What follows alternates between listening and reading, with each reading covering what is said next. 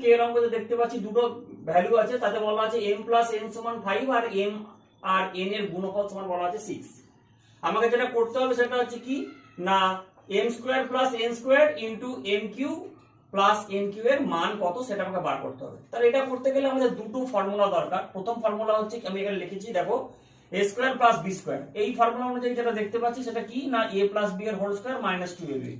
তাহলে এটা অনুযায়ী যদি আমরা এখানে এটাকে ইমপ্লিমেন্ট করি তাহলে কি লিখতে পারি, এখানে আমরা লিখতে পারবো m প্লাস n তার হোল স্কয়ার মাইনাস দিয়ে 2mn।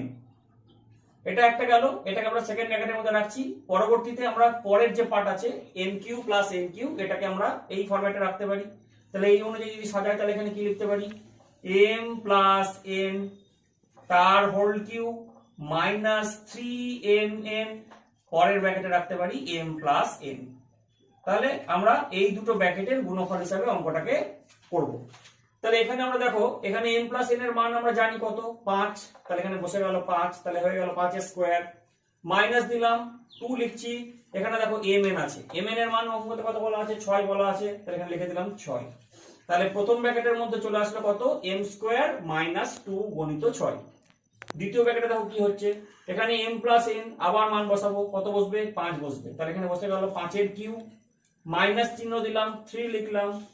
mn এর মান বসাবো, mn এর মান কত আমার জানা আছে 6 বসালাম, আবার ইনটু দিলাম, ইনটু দিয়ে m প্লাস n এর মান বসাবো, m প্লাস n এর মান কত বলা আছে 5, তাহলে এখানে বসলো হচ্ছে 5।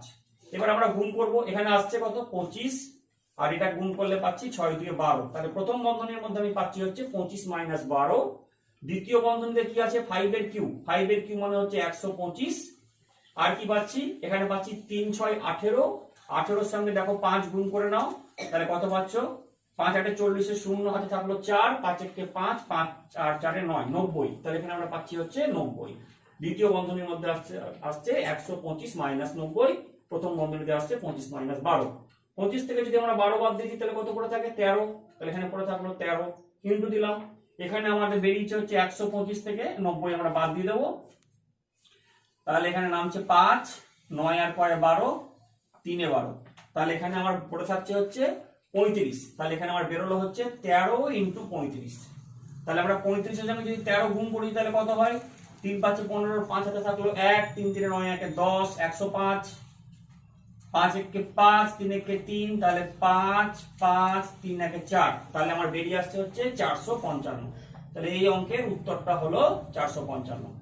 আশা করি তোমরা সবাই বুঝতে পেরেছো।